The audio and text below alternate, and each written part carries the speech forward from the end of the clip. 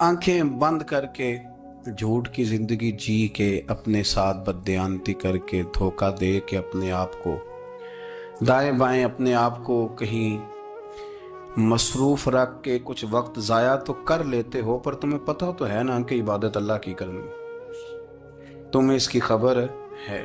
मेरे रसूल पाक अलैहि वसल्लम ने फरमाया, बंदा अल्लाह के सबसे करीब उस वक्त होता है जब वो सजदे की हालत में होता है। किसके करीब होता है? अल्लाह के सबसे करीब होता है। वो बड़ा नेड़े है रब के, बड़ा करीब है, इसलिए कि वो हालत है सजदा में। वो जब सजदे करता है ना, उसकी बारगाह में जब झुक जाता है, आप जरा सजदे की कैफियत देखें ना, जुबान भी यहाँ है, आंख भी यहाँ है, कान भी, अकल भी सारी, इसने सारा कुछ रख दिया सजदे। आप वो कभी पीछे जाएं तो देहातों में कहा जाता था, नाक से नकीरें निकालो, बहुत बड़ी सजा होती थी ना, नाक से नकीरें निकालो, बड़ी सजा होती थी। तो इसने कहा, मालिक मुझे किसी ने कहा नहीं, पर देखना मैंने रख दी सारी अकल सजदे में, और रख के कहा क्या, सुभान रब्बी या अल्लाह, अल्लाह मैं पस्त हूं तो आला है, अल्लाह तू मेरा रब है और तू सबसे आला। इतना, और फरमाया जब ये इस कैफियत में होता है तो फिर ये अपने रब के करीब होता। मेरे नबी करीम अलैहिस्सलाम ने मुसल्ले से दिल लगाने का दर्स दिया, हुजूर ने तवज्जो दिलाई। सहाबा इस ज़ौक़ के हामिल लोग थे, वो कोशिश करते थे। जनाब सिद्दीक़ अकबर रज़ी अल्लाह ताला अन्हु का इबादत का मिजाज हमेशा कायम रहा। हज़रत उमर फारूक सारी सारी रात अल्लाह के हुजूर खड़े रहे। हज़रत उस्मान गनी रज़ी अल्लाह ताला अन्हु इशा की नमाज पढ़ के 2 रकतों की नीयत बांधते थे, 15 सिपारे पहली रकत में पढ़ देते थे और 15 सिपारे कुरान मजीद के दूसरी रकत में पढ़ देते थे। आपने ना हजरत उमर फारूक के विसाल के बाद उनकी एक बेवा से निकाह किया, हजरत उस्मान गनी ने निकाह किया। वो खातून आपके निकाह में आई तो अर्ज करने लगी, अमीरुल मोमिनीन, मेरे लिए एजाज तो बहुत है कि मैं अमीरुल मोमिनीन की बेवा थी तो अमीरुल मोमिनीन की मनकूहा हो गई हूँ, लेकिन हुजूर न तो मैं जवान हूँ कि मेरे अंदर रगबत होती और ना मैं अब इस काबिल हूँ कि कोई खिदमत कर सकूं, मेरे साथ निकाह की वजह क्या बनी? तो उस्मान गनी रो पड़े, फरमाने लगे, मैंने उमर फारूक को मस्जिद में अपने रब से डरते हुए देखा, मैंने उसे रोते हुए देखा, अदल करते देखा, इंसाफ करते देखा, उम्मत की खैर खाई करते देखा। तुम्हारे साथ निकाह इसलिए किया है कि तुम मुझे ये बताओ कि उमर फारूक घर के अंदर अपने रब को कैसे राजी करते, घर के अंदर कैसे राजी करते थे, वो तरीके बतलाओ, तुम बताती जाना और मैं भी उसी तरह घर में इबादत करूं। जिस घर में अल्लाह का जिक्र होता है वो घर जिंदों का है, और जिस घर में रब करीम का जिक्र नहीं होता वो घर जिंदों का नहीं है। घर ना हम ना किताबों में पढ़ते हैं कि एक बुजुर्ग कहते हैं, हज़रत फुज़ैल बिन अय्यास कहते हैं कि मैं एक गली से गुजर रहा था तो घर के अंदर किसी कारी सामने कुरान की आयत पढ़ दी, वली मन खाफ मकाम रब्बिही जन्नतान। मैं तो मेरे कानों से टकराई तो अल्लाह ने मेरी काया ही पलट दी, मैं तौबा कर गया। अब घर के अंदर से आवाज़ आए तो सही ना तिलावत की, पर अंदर से आवाज़ आती नहीं, या डेक बजने की आवाज़ आती है, या टीवी चलने की आवाज़ आती है, या धूम मचाने की आवाज़ आती है। इबादत का वो जो ख़ास शौक़ था, वो जो हुस्न था, वो जो तवानाई थी, वो जो बात थी।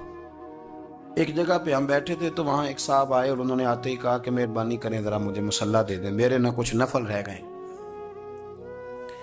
तो मैंने वुज़ू कर लिया तो कोई मुसल्ला मिल जाए, मुसल्ला उन्हें दे दिया गया। वो मुसल्ला लेके चले गए तो पीछे एक साहब ने तबसरा किया, कहने कितना रियाकार बंदा है, लोगों को दिखा रहा है कि मैं नफल पढ़ता हूँ, है को बात करने वाली। मैंने उसे कहा, मैंने कहा तू मेहरबानी करना, इस तरह की रियाकारी तू भी कर, पकड़ मुसल्ला और जा, तू भी थोड़ी रियाकारी करके आ, उठ जरा शुक्र कर कोई ये रियाकार भी मिला है, कोई नफल पढ़ के रियाकारी कर रहा है। अल्लाह का मैं कहता हूँ को पढ़े तो सही ना यार, ये कोई दौर है नफल पढ़ने का?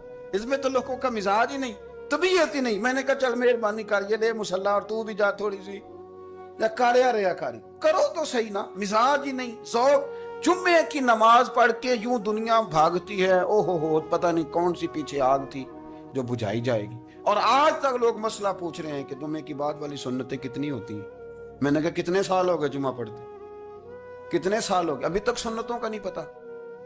ابھی تک نے علم کے پہلے کتنی رکھتے ہیں اور بعد میں کتنی رکھتے ہیں. فجر کی سنتیں کب پڑھنی چاہیے؟ سنو فجر کی سنتوں کے بارے میں. میرے رسول کریم سید عالم صلی اللہ تعالی علیہ وسلم سے ایک صحابی نے پوچھا تھا، حضور میری فجر کی سنتیں رہ گئیں یا رہ جاتی ہیں تو حکم کیا ہے؟ کیا انداز ہے حضور کا. بخاری مسلم کے لفظ سنو. حضور سید عالم صلی اللہ علیہ وسلم فرمانے لگے، اس نے کیا پوچھا تھا؟ حضور جواب کیا دیتے؟ فرمایا فجر کی سنتیں کبھی نہ چھوڑنا.